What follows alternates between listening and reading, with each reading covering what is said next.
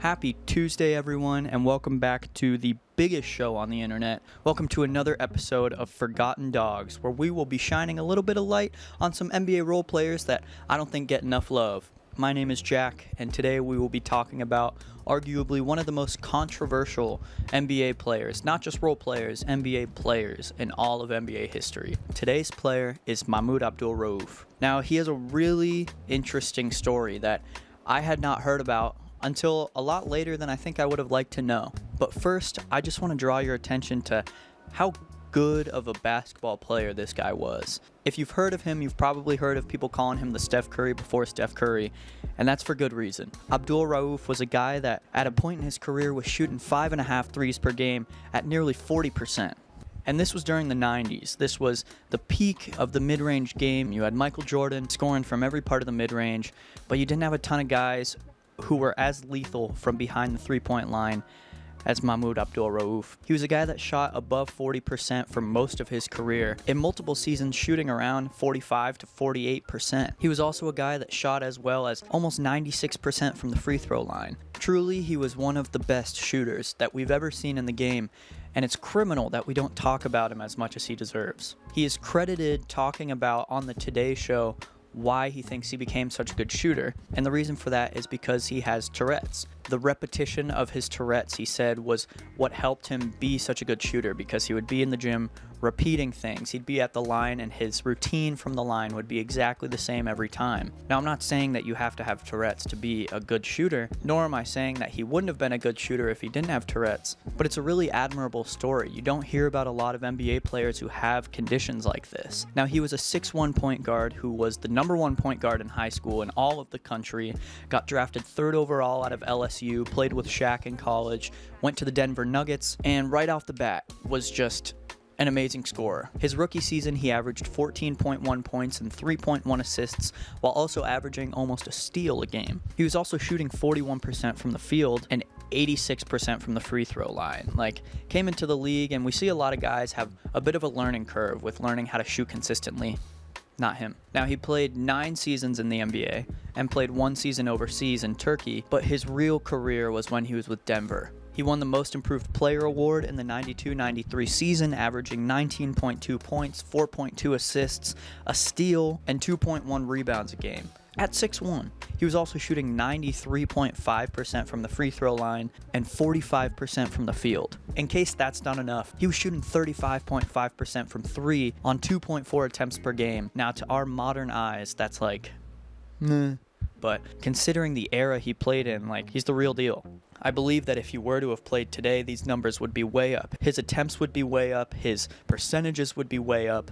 I have no doubt about that. But after that 92-93 season where he won Most Improved Player, he was not slowing down. He had 3 seasons where he averaged 18 points and then 16 points and then 19.2 points while shooting amazing from the free throw line. He had his career high percentage in the 93-94 season, the 95.6% that I talked about earlier, and then in the 95-96 season, he shot 93% from the free throw line. He did this while also starting to get more assists. In the 93-94 season, he averaged 4.5. In the next season, it was 3.6. And then in this 1995-96 season, which is arguably his best season statistically, he had 6.8 assists. Now, for a guy who is a career 90% free throw shooter, 35% three-point shooter, and 44% field goal shooter, you may be wondering, why did he have such a short career? Well, his story is actually one of the more controversial, one of the more interesting stories that we've ever seen in the NBA. During his career, he said he had started reading more and learning more,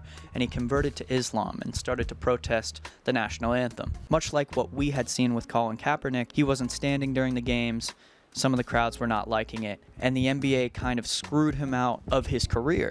Commissioner David Stern had suspended him. The Nuggets, they traded him to the Kings, where he saw much less playing time. And then when he was a free agent, he struggled to find a team because nobody really wanted to give him an offer. Now, he wasn't doing anything harmful. He was just standing up for what he believed. He looked at the history of America and saw where they had their hands in global conflict, in national conflict, in the history with slavery and Jim Crow and all of these controversial situations that America had very big parts in. He looked at that and said, I can't stand for that. So he did what a lot of players don't have the courage to do. He stood up and put his word before his career.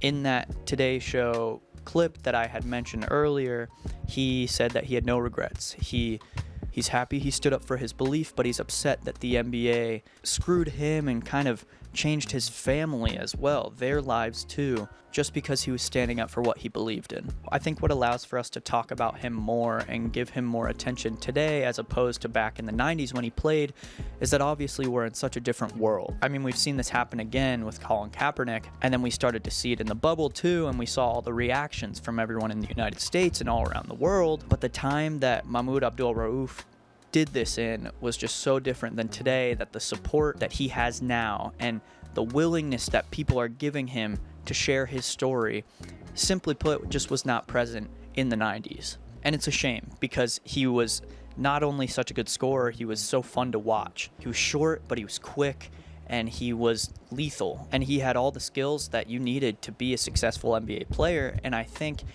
had we lived in a different kind of world, he would be remembered as one of the greatest players of the 90s. After learning a lot more about his story, I already had a lot of respect for him because I knew a little bit about him previously, but now delving into it more before making this video, he is just an extremely strong man off the court and an extremely good man. I just have a lot of respect for the players that have the same mindset as this. Like, they see that it's more than a game, they see that they have a platform to deliver a message, and I don't think he gets the attention he deserves from the modern NBA. Now, that could be, not to put on my tinfoil hat, but that could be because the NBA doesn't want people talking about it, considering they kicked him out of the league essentially. But even in discourse that's not from a big corporation or that's not from the NBA, he's still not talked about enough.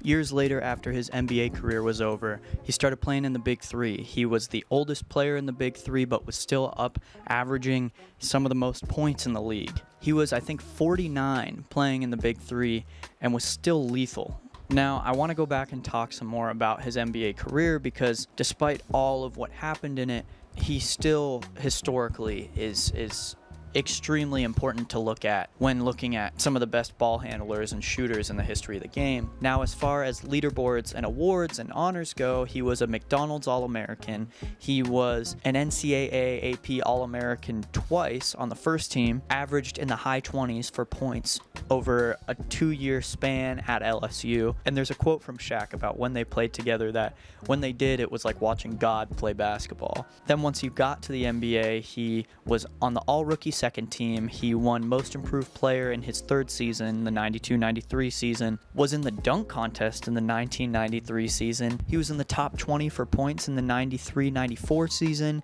He led the league in free throw percentage twice and was in the top 7 4 times. And then for career highs, he had a career high of 51 points in a game and 20 assists in a game. He was an above average player as far as player efficiency rating goes for 4 years of his career, along with having 5 or more win shares for those 4 seasons as well. I know I've said this 100 times already before, but he was just such a prolific scorer and he was way ahead of his time. This video especially, I hope, sparks an interest for you all to look into his career because Mahmoud Abdul-Rauf had an incredible career that has been extremely overlooked.